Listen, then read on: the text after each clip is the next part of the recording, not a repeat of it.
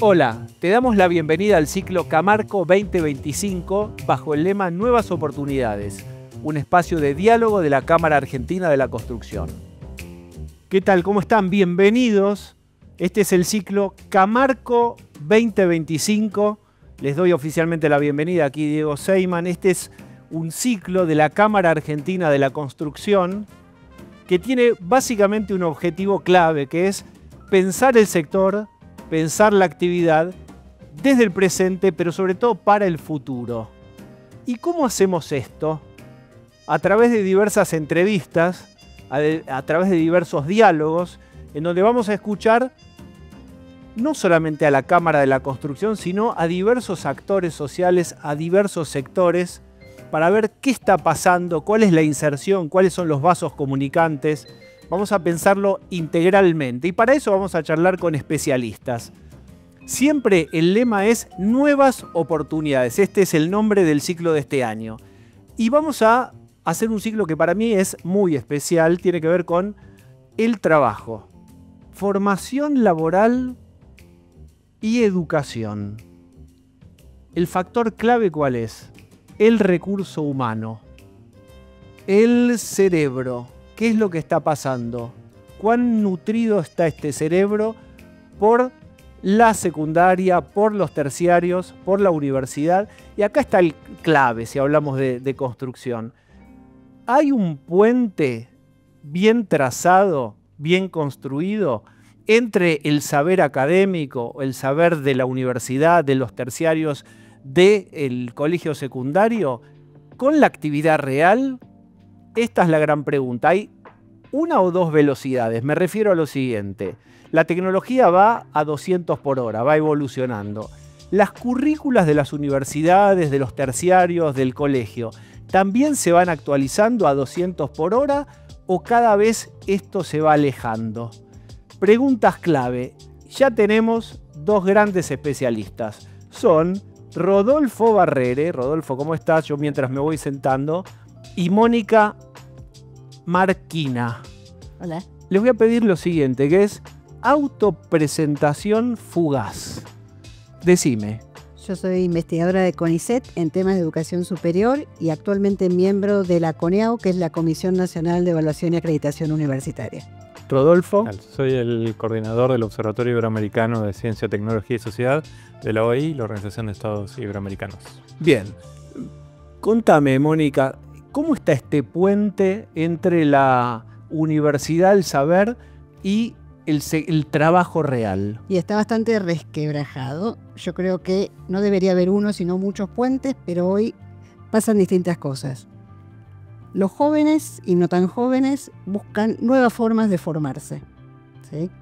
Por otro lado, las empresas quizás buscan habilidades demostrables y no títulos. No les están importando los títulos como antes de la universidad.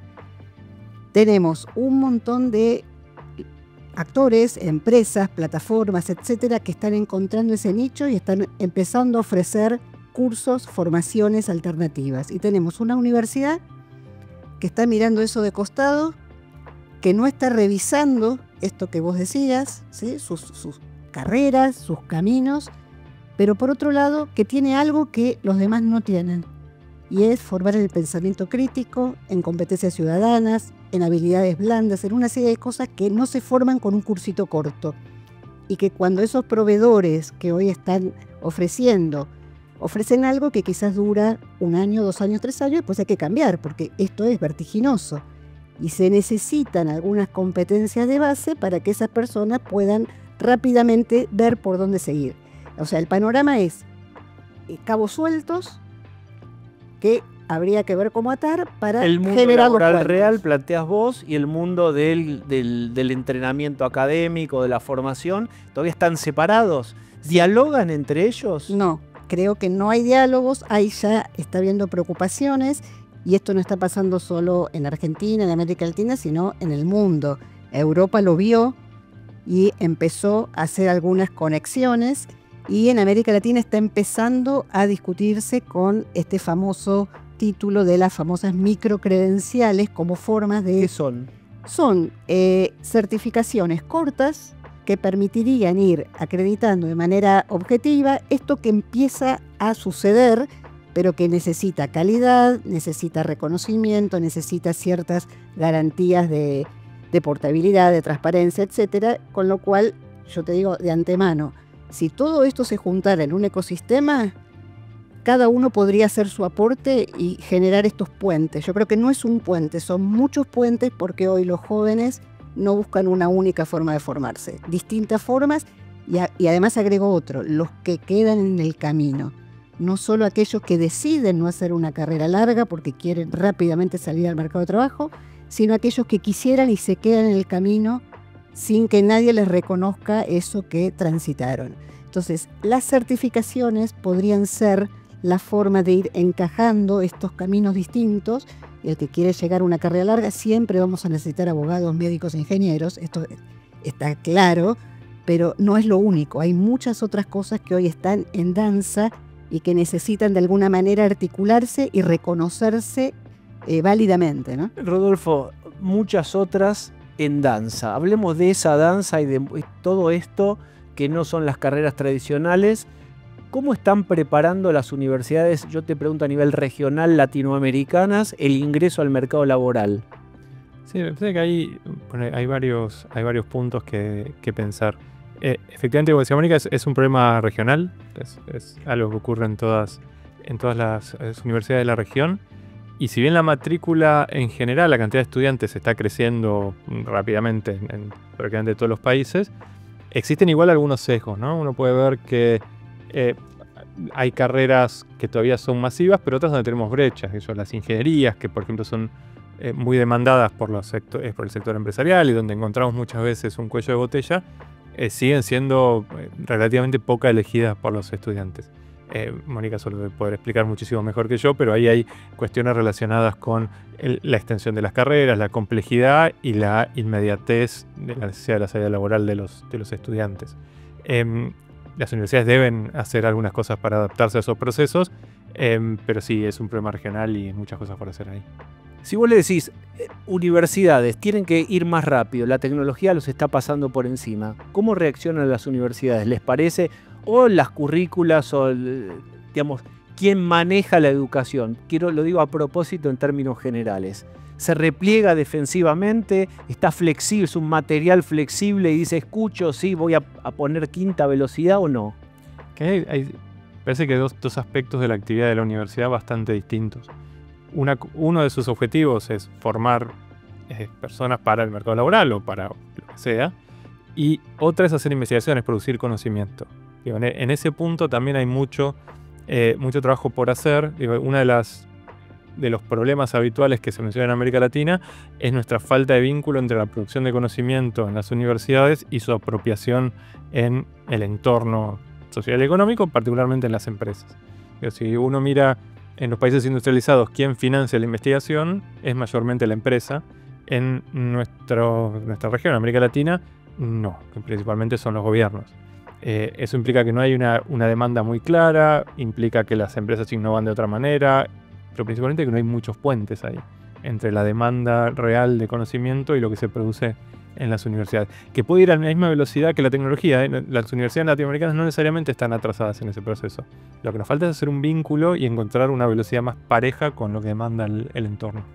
Los invito a la acción. Pasamos del sillón a la acción. Hagan así, incluso con el dedo. Hágase lo siguiente. Den ideas de cómo se produce ese diálogo, ese vínculo. Yo creo como si fueran bullets. ¿Qué dirías? La universidad tendría que pensar sus carreras largas en trayectos, en tramos articulados y en donde podría ser, pero por ejemplo, un ejemplo concreto te doy de un caso muy específico. Una carrera de una universidad de diseño de indumentaria, que tiene en general la carrera todo un tronco de historias de la vestimenta y la filosofía, etcétera, y otro de talleres. Hoy los jóvenes están anotando esa carrera para hacer los talleres y no les importa el título. Los talleres para salir a trabajar. Entonces, una solución. ¿Por qué esa carrera larga a la vez no se podría pensar en tramos que se puedan ir certificando? El que quiera hacer los talleres los hace. Una vez que termina, quizás quiera hacer la otra parte. Y si no, bueno, aquello que tiene salga con una certificación que le permite ¿Pero qué validar pide el aquello. mercado? Se sienta enfrente de alguien que lo va a entrevistar. ¿Qué le piden? ¿La carrera larga o los módulos? En general son autoemprendedores o probablemente, no sé si en este ramo, en este rubro, lo que piden es que demuestre lo que sabe hacer el mercado. Entonces, bueno, es ir armando, ir caminos que se van articulando y no que sean tramos cerrados, ¿no? El que va por un lado ya termina. Pero es entender cuál es la lógica del que hoy está queriendo aprender, que no es una, son muchas, porque hoy estas personas son muy distintas, con distintos intereses de distinto tipo, edades y también condiciones, ¿no? También hay sectores muy vulnerables, pienso, todas tareas de cuidado. Nunca esas tareas de cuidado no están certificadas, no están pensadas y hay que saber ¿A cuáles te mucho referís? de mayores, por ejemplo, que además se necesita y se va a necesitar cada vez más. Entonces hay personas, mayoritariamente mujeres, que están desarrollando esto, están acumulando un conocimiento y un saber hacer que nadie se los reconoce, tienen competencias y esto podría de alguna forma ser reconocido y permitir ir haciendo una trayectoria cada vez más formados en esto. Y esos son grupos quizás que hoy están en desventaja. O sea, no estamos hablando de un único público, ¿no? Sino muy variado, y ahí yo creo que la universidad está para atender a todas esas posibilidades. Hablando de la universidad, Rodolfo, voy derecho, sin anestesia. Tengo mis bullets, sí. ¿Es útil el conocimiento que produce a nivel teórico la universidad? ¿Cuán aplicable está? Sí, claro. Ahora el conocimiento que se produce en la universidad es imprescindible. Digo. Sin eso, la sociedad moderna no sería lo que es. Me parece que ahí es un tema de encontrar entre el conocimiento que se produce y las necesidades del entorno, como decía recién. Y un poco en línea con lo que decía Mónica, me parece que no hay que sobresimplificar lo que pide el mercado laboral. Y por el mercado laboral, poniendo un ejemplo que he escuchado varias veces en empresas de software. El mercado laboral pide chicos relativamente junior que sepan programar en lenguajes básicos, pero también pide ingenieros de software y también pide doctores en matemática. Entonces no es que hay una sola demanda y no hay un solo tipo de estudiante. Están desde los chicos que quieren una cosa hasta los que quieren tener un doctorado. Y probablemente cuando empiezan no saben lo que quieren del todo. Hay que tener estos trayectos flexibles para poder dejarlos que vayan eligiendo y sumando piezas a hacer rompecabezas en función también de lo que ocurre en el entorno, porque tampoco es fácil saber qué va a pedir el mercado laboral dentro de 2 años o 3 años. Entonces, me parece que ahí va la flexibilidad, la capacidad de diálogo y tener una oferta variada de acuerdo, y adaptable a estas cuestiones. Y Pero los preguntaste bullets. otra cosa. Sí.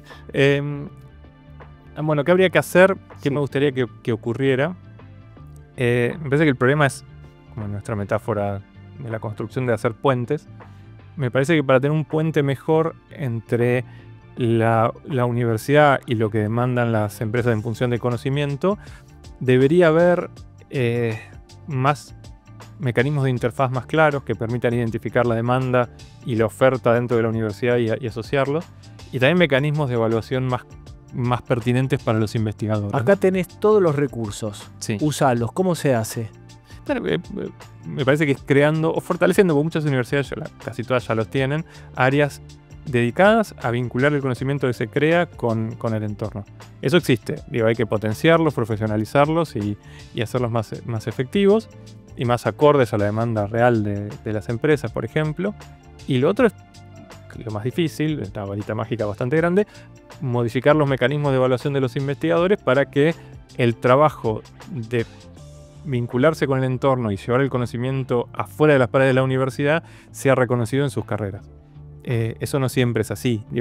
Se suele evaluar mucho más la producción de conocimiento académico que la solución de problemas de una empresa, por ejemplo. Eso hay que trabajarlo. Mónica, ¿cuán durables son el saber o los saberes que oferta hoy los distintos espacios educativos? Lo que hoy necesita el mercado de trabajo es durable y tiene corto plazo, ¿sí? Entonces, por eso cuando vos hablas de las velocidades, yo no sé si me preocuparía tanto porque la universidad esté a la velocidad de lo que el mercado está pidiendo. Tiene que generar condiciones para que esas personas luego se puedan ir actualizando y tengan las herramientas para ese aprendizaje a lo largo de la vida.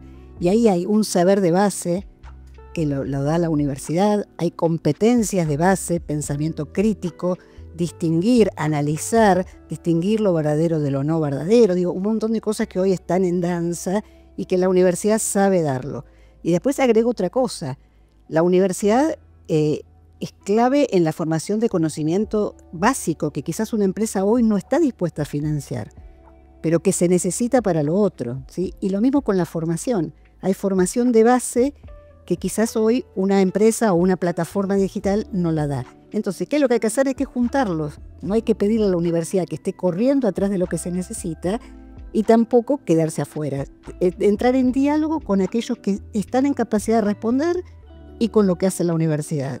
Tratando de articular o hacer puentes en estas cosas y donde cada uno puede aportar lo bueno que tiene.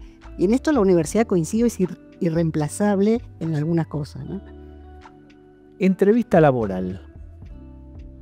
¿Nos pueden ilustrar con algún ejemplo sobre cuál es la diferencia entre la expectativa del que va a tomar un trabajo, va a ser entrevistado, y lo que pasa realmente? Yo no sé si hoy los jóvenes están preparados para una entrevista. Lo que pasa es que tampoco tengo claro si la entrevista laboral es la típica que vos te estás imaginando hoy, Decime, ¿no? la que vos crees que es Yo lo que creo pertinente. que hoy es que muestre que sabe hacer en algo muy específico. De hecho, hoy se consigue trabajo por LinkedIn, en donde lo que se muestra es yo sé hacer esto, se encuentran, se demuestra y se contrata. Capaz que en 3 meses ya esa persona no es necesaria o capaz que tiene que hacer otra cosa más para seguir. Pero digo, hoy la entrevista de trabajo no es y que Tan verbal, es más de hacer. demostrar y de demostrar habilidades y de demostrar competencias.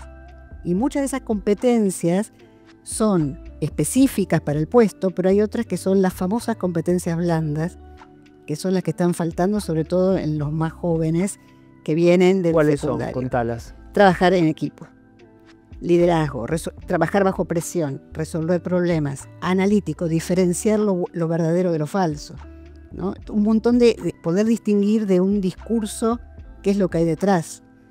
Una serie de cosas que hoy una microcredencial rápida no la puede dar y que la universidad quizás la da, pero a lo largo de muchos años.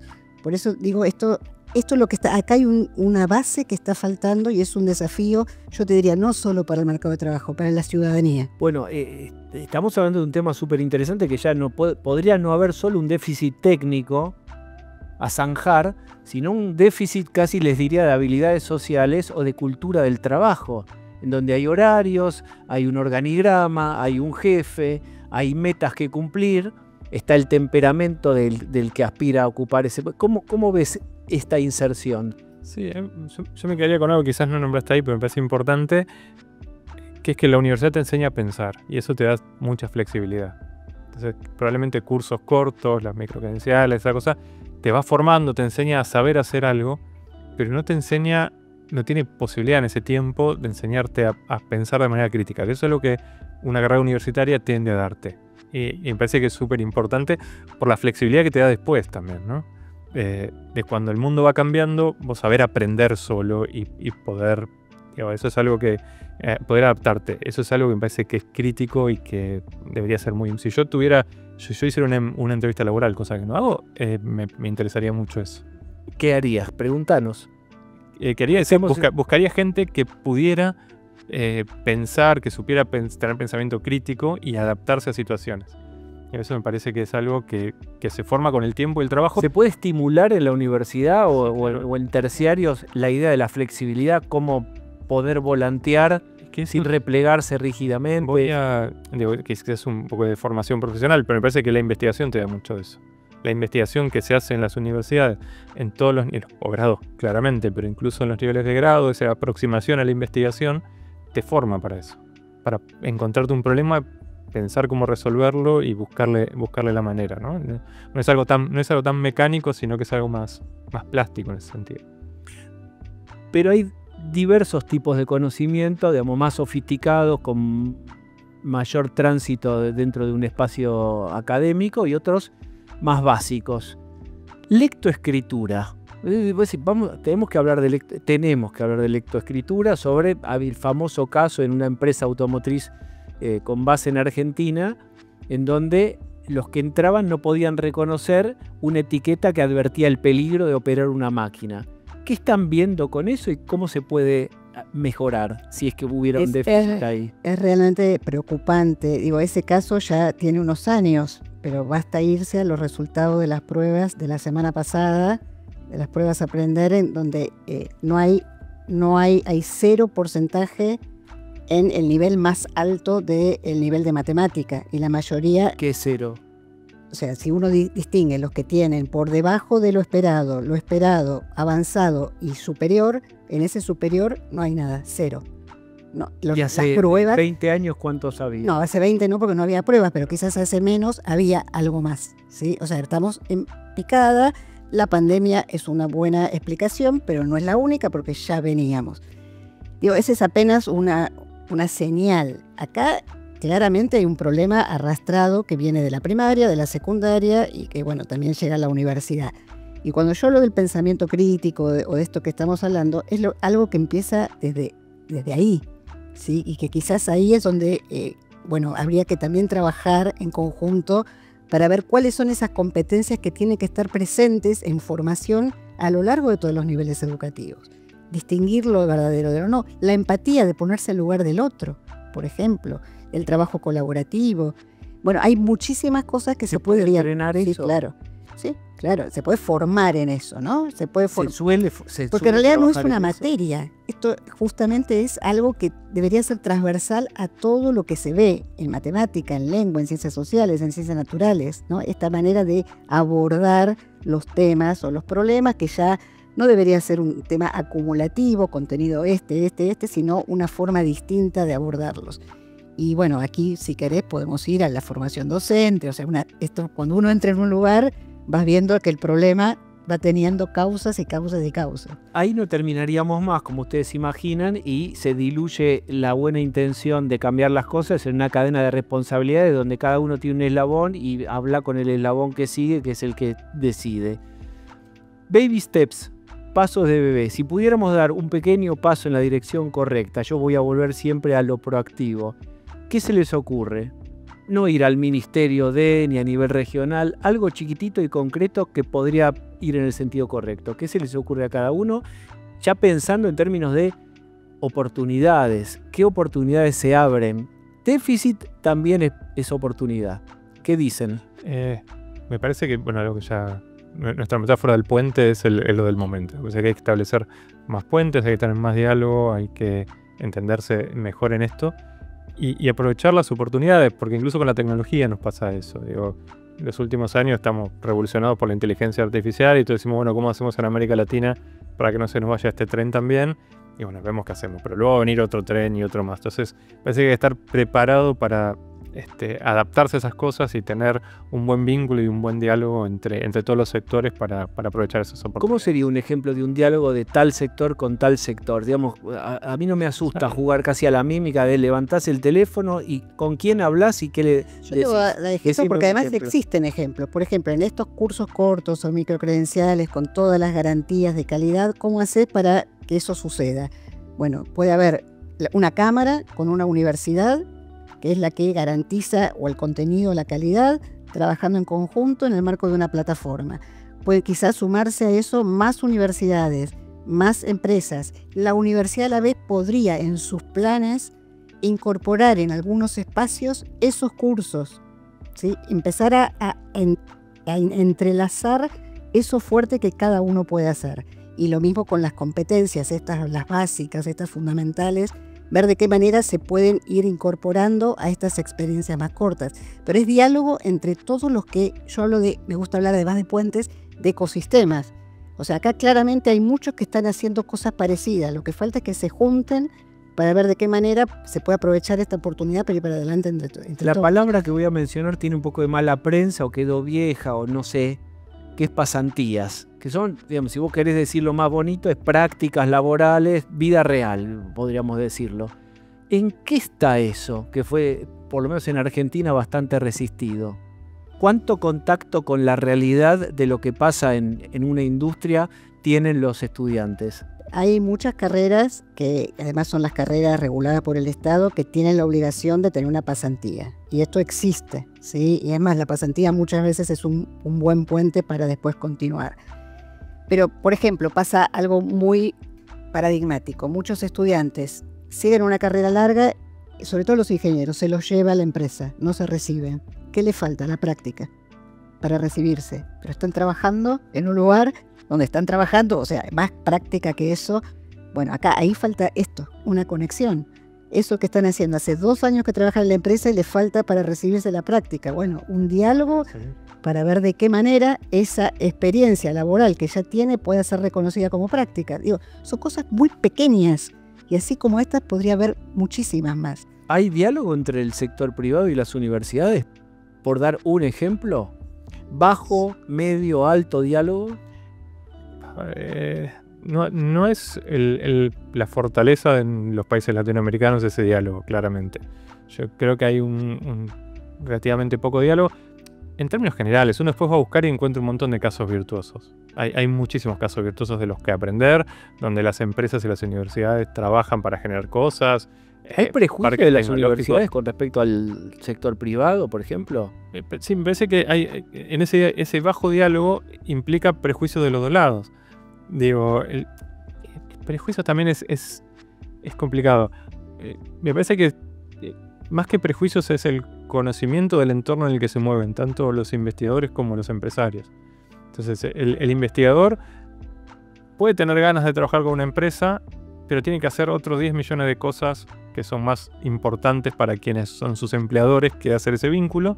Y entonces, ¿porque quiénes son sus empleadores? Las universidades, los centros de investigación, que los evalúan a veces por escribir artículos científicos o por participar en discusiones académicas de más alto nivel, en la frontera de la ciencia en la que pueden estar, y le dan menos interés, por cultura institucional incluso quizás, al vínculo con el entorno.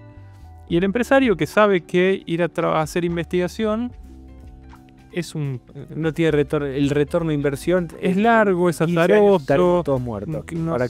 Claro, entonces no es irracional, de ninguno de los dos lados hay irracionalidad o prejuicio, me parece a mí. Hay un sistema desconectado, digo, bajos incentivos, para decirlo elegantemente. De ambos lados. Exacto. ¿Cómo podemos mejorar los incentivos? Porque ahí está un poco el puente volviendo a lo de siempre. ¿Cómo se mejorarían los incentivos? Ponderando mejor en la actividad del investigador ese vínculo con la empresa, lo que le permitirá avanzar en su carrera, tener más proyectos. ¿Cómo sería en concreto una empresa que también financie una investigación? Bueno, ese es el otro lado. La empresa involucrándose más en los aspectos de la investigación, los investigadores o estas unidades de interfaz que hablaba antes, entendiendo mejor la demanda, que muchas veces no la entienden, y para los empresarios, bueno, habría que darle un entorno económico más estable que te justifique meterte en una inversión de largo plazo, y eso siempre ha sido también un problema, ¿no? En la formación sí, en algunos campos hay diálogo, porque también hay que reconocer, en las ingenierías quizás, con empresas, hay vinculaciones, pero yo no diría que esa es la regla, sino que son esfuerzos aislados, muy reconocidos, pero que deberían ser la norma, ¿no? Y no lo son. Así que ahí también hay que generar incentivos para eso, y creo que uno de ellos, mirando al lado de la universidad, es hacer mucho más flexibles los planes de estudio. Para que vos insistís mucho en los planes de estudio, en la flexibilización. En general, una de las características de los planes de estudio universitarios es la rigidez. ¿Por qué te parece? Porque en realidad cambiar un plan de estudio es material más duro del mundo. Es el más duro, es yo hablo de capas geológicas. Cada vez que hay un cambio de plan de estudio se van agregando cosas nuevas y no se sacan las viejas. Y bueno, aquí justamente también nos habla de una necesidad de diálogo interno de todas las materias, las asignaturas que componen una carrera, para ver de qué manera pueden articular de cara a lo que se quiere formar. Hoy en este momento se está discutiendo cómo incorporar un sistema de créditos académicos en las carreras para justamente empezar a pensar un poco más de flexibilidad con esto. Es muy duro, pero creo que es un paso que se puede empezar a dar, y en esta flexibilidad armar esto de los caminos que quizás son más cortos o más largos, se van certificando de a poco. Al principio quizás en el segundo año el 40% de estudiantes de la universidad deja. ¿Sí? Wow. Entonces, ese tramo Repetilo. en el primer año del 4 pasaje de cada 10 del pasaje se del baja primer de la- año al segundo, se baja. ¿Por qué? ¿Qué falla ahí? Creo que hay de todo. Esto es multicausal, el secundario, las expectativas de los estudiantes que entran, que no conocen con lo que se van a encontrar, un mundo universitario exigente, que quizás está pensando con parámetros que además no tiene por qué bajarlos de calidad. Bueno, son muchas las cosas. Ahora, ese año o esos 2 años no es lo mismo el que los hizo que el que no los hizo. ¿Sí? Ahí ya hay competencias que se fueron armando. Entonces quizás empezar a ir reconociendo esos tramos y ver de qué manera, hacer para que se siga. Y si no se sigue, poder complementarlo con otra forma de formación más corta que les permita una salida laboral y que la universidad esté siempre abierta a esta idea que hoy Europa lo está pensando de ida y vuelta. Hoy las nuevas generaciones están pensando armar sus caminos para ir al mercado de trabajo, para volver a la universidad, para capacitarse, se habla de reskilling o upskilling todo el tiempo. Ahí es clave lo que Y ahí la universidad... Es un paradigma, si ustedes escuchan, que no tiene nada que ver a que estamos acostumbrados, donde se pasa por la universidad y después solo se vuelve para reencontrarse con los antiguos compañeros, a ver si los reconocen, pues se van quedando pelados y ese tipo de anécdotas. Exacto. Pero esa cosa de puertas abiertas es muy ¿Qué interesante. mejor una universidad abierta? Formación permanente. Formación permanente y de nivel, porque además la universidad da formación de nivel, pero esta idea de entrar y salir permanentemente con esta idea de aprendizaje a lo largo de la vida, no solo para los jóvenes, sino también para los adultos, que puedan entrar y salir. Creo que esta es la flexibilidad de la que yo te digo. O sea, cuando eso empiece realmente, que es un cambio de mentalidad, ahí creo que hay un punto, una oportunidad importante para una mejor articulación. Yo no diría solo con el mundo del trabajo, sino con la vida social en general. O sea, a mí me preocupa mucho también el tema de la formación ciudadana en todo esto, ¿no? Cuando no es una formalidad la formación ciudadana, es personas que puedan discernir, personas que puedan entender en una red social qué es lo verdadero de lo falso. Y eso ahí la universidad tiene mucho para dar. Y a lo largo de toda la vida. Y a lo largo de toda la vida. Tal cual. Quiero agradecerles a ambos por haber formado parte de este diálogo, de Claro. esta conversación. Agradecerles a ustedes que nos están viendo, los asistentes virtuales también. Aquí están los presenciales. Este es el ciclo de la Cámara Argentina de la Construcción. Quizás nos escucharon por Spotify o nos están viendo, nos vieron por YouTube. Estén atentos a más ediciones de este ciclo y les agradecemos a todos los organizadores. Hasta la próxima.